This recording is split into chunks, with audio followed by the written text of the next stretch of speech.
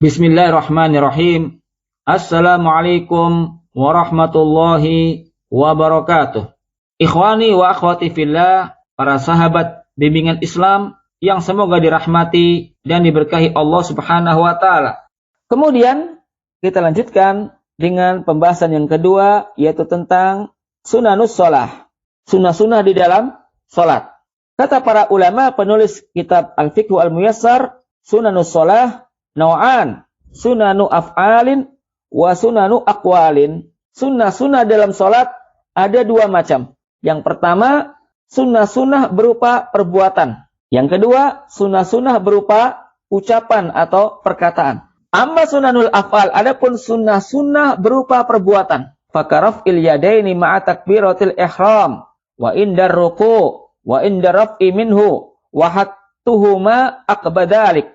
Anna Malik bin al-Huwairits kana idza shalla kabbar wa rafa yadayhi wa idza arada an yarka'a rafa yadayhi wa idza rafa ra'sahu min ar-ruku' rafa yadayhi wa haddatsa anna Rasulullah sallallahu alaihi wasallam sana'a dzalik wa bad'ul yamini 'ala shimal wa ja'luhuma 'ala sadri hala qiyami wa nadharuhu fi mawdi'i sujudi wa tafriqatuhu baina qadamayhi qa'ima wa qabdu rukbatayhi bi yadayhi mufrijatay al-asabi' fi ruku'i wa maddu dhahrihi fihi wa ja'ala ra'sahu hiyalah. Sunah-sunah dalam salat yang berupa perbuatan adalah mengangkat kedua tangan bersama takbiratul ihram. Allahu akbar. Kedua tangan kita diangkat. Kemudian disunahkan pula mengangkat kedua tangan ketika ruku'.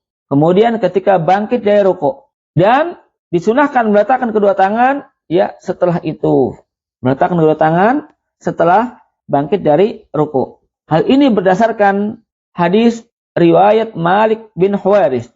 Disebutkan anna Malik bin al-Huwairits, bahwasanya Malik bin al-Huwairits radhiyallahu anhu apabila salat, maka beliau bertakbir dan mengangkat kedua tangannya. Dan apabila hendak ruku', maka beliau juga mengangkat kedua tangannya. Dan apabila beliau mengangkat kepalanya dari ruku' atau bangkit dari ruku', maka beliau mengangkat kedua tangannya dan beliau menceritakan bahwasannya Rasulullah SAW melakukan hal semacam itu. Nah, jadi apa yang beliau lakukan itu sebagaimana yang pernah dilakukan oleh Nabi SAW. Termasuk perkara yang disunahkan dalam sholat dalam bentuk perbuatan adalah meletakkan tangan kanan di atas tangan kiri dan meletakkan keduanya di atas dada ketika berdiri dalam sholat. Kemudian disunahkan pula menjadikan pandangannya ke tempat sujud. Mengarahkan pandangan ke tempat sujud. Kemudian termasuk sunnah berupa perbuatan adalah merenggangkan kedua kaki ketika berdiri. Jadi tidak menempelkan kedua telapak kaki tapi direnggangkan. Namun dengan jarak yang wajar. Kemudian disunahkan kedua tangannya memegang kedua lututnya dengan merenggangkan jari-jari ketika ruku. Kemudian menghamparkan punggung saat ruku dan menjadikan kepalanya sejajar dengan punggung. Menghamparkan punggung di saat ruku dan menjadikan kepala kita sejajar dengan punggung. Ini adalah sunnah-sunnah berupa perbuatan. Adapun sunnah-sunnah berupa ucapan atau perkataan dalam sholat, maka seperti membaca doa istiftah. Membaca doa iftitah atau istiftah. Yaitu apa bacaannya? Ya, sebagaimana yang sudah masyhur di kalangan para penuntut ilmu, yaitu bacaan Allahumma ba'id baini wa baina khotoyaya kama ba'atta bainal masyriqi wal maghrib. Allahumma naqqini minal khotoya kama yunaqqas thawbul abyadu minad danas.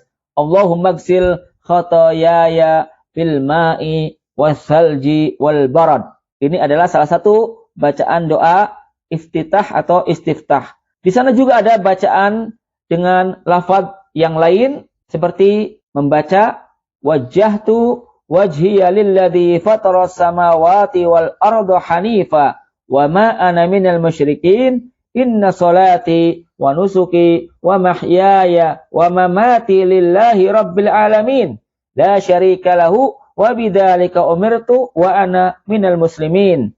Allahumma antal maliku la ilaha illa anta rabbi wa ana abduka dalamtu nafsi wa'taraftu bidambi. Dan di sana juga ada bacaan-bacaan doa istiftah dengan kalimat atau susunan kalimat yang berbeda. Ya, selagi itu berdasarkan ya riwayat yang sahih dari Nabi, maka boleh dibaca. Kemudian di antara sunnah-sunnah dalam salat berupa ucapan yaitu membaca basmalah ya, bismillahirrahmanirrahim. Kemudian membaca ta'awud, a'udzu billahi minasyaitonir rajim ya sebelum membaca Al-Qur'an. Dalilnya adalah firman Allah Subhanahu wa taala dalam surat An-Nahl ayat 98, "Wa idza qara'tal Qur'an fa idza qara'tal Qur'ana fasta'id billahi minasyaitonir rajim." Surat An-Nahl ayat 98 yang artinya apabila engkau hendak membaca Al-Qur'an maka berlindunglah kepada Allah dari godaan syaitan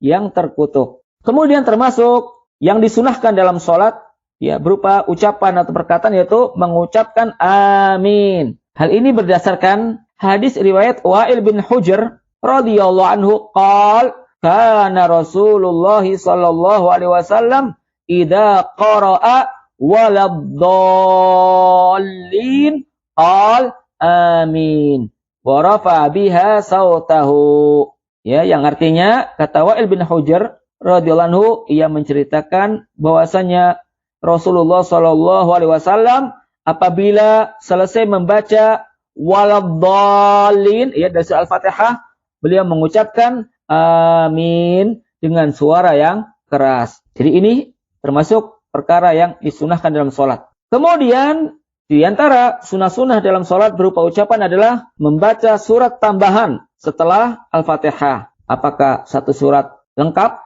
atau sebagian dari satu surat ya dengan membaca hanya beberapa ayat saja. Ini hukumnya sunnah. Hal ini berdasarkan hadis riwayat Abu Qatadah radhiyallahu anhu. Ia menceritakan kana Nabiyyu sallallahu alaihi wasallam yaqra'u fi raq'atainil ulayain min adh-dhuhri wal 'ashri bi Fatihatil Kitab wa surah wa ismi'unal ayat ahyanan wa yaqra'u fi raq'atil ukhrayain bi Fatihatil Kitab. Yang artinya ya Abu Qatadah radhiyallahu anhu menceritakan adalah Nabi SAW biasa membaca pada 2 rakaat pertama dari salat zuhur dan asar yaitu surat Al-Fatihah dan surat yang lain. Terkadang beliau memperdengarkan bacaan ayat kepada kami. Ini agak sedikit ya dikeraskan tapi tidak keras bagaimana salat jahriyah, maghrib, isya dan subuh. Dan pada 2 rakaat terakhir beliau membaca surat Al-Fatihah tanpa surat. Walaupun boleh juga kadang-kadang membaca surat ya atau beberapa ayat setelah Al-Fatihah pada rakaat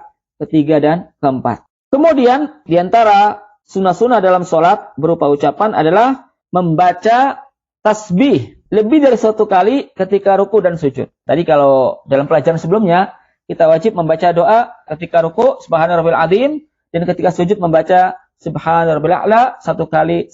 Itu hukumnya wajib. Adapun lebih dari 1 kali ya, kita baca 2 kali atau 3 kali, maka ini hukumnya sunnah ya. Sehingga ketika ruku kita mengucapkan subhana rabbiyal azim, subhana rabbiyal azim, subhana rabbiyal azim 3 kali. Ini sunnah. Ketika sujud kita mengucapkan subhana rabbiyal a'la, subhana rabbiyal a'la, subhana rabbiyal a'la sebanyak 3 kali. Ini juga hukumnya sunnah. Dan disunahkan membaca doa sesudah tasyahud sebelum salam. Kita baca salawat Ibrahimiyah, kemudian doa Allahumma inni a'udzubika min adzabi jahannam wa min adzabil qabri wa min fitnatil mahya wal mamat wa min fitnatil masiihid dajjal. Boleh juga ditambah doa setelah itu yaitu doa sebagaimana yang pernah diajarkan oleh Nabi kepada Mu'ad yaitu bacaan Allahumma inni ala dzikrika wa syukrika wa husni ibadatik. Ya Mu'ad, ini wasiat Nabi kepada Mu'ad. La tada'anna dibras shalah, janganlah engkau meninggalkan bacaan di akhir salat, yakni sebelum salam untuk mengucapkan Allahumma a'inni ala dzikrika wa syukrika wa husni ibadatik. Ya Allah, berilah aku pertolongan untuk selalu berzikir kepadamu, wa syukrika dan selalu bersyukur kepadamu, wa husni ibadatik dan tolonglah aku untuk selalu beribadah kepadamu dengan baik atau dengan benar. Nah, demikian pelajaran kita pada pertemuan kali ini. Wa subhanakallahumma wa bihamdika asyhadu an la ilaha illa anta astaghfiruka wa atubu ilaik. Wassalamualaikum warahmatullahi wabarakatuh.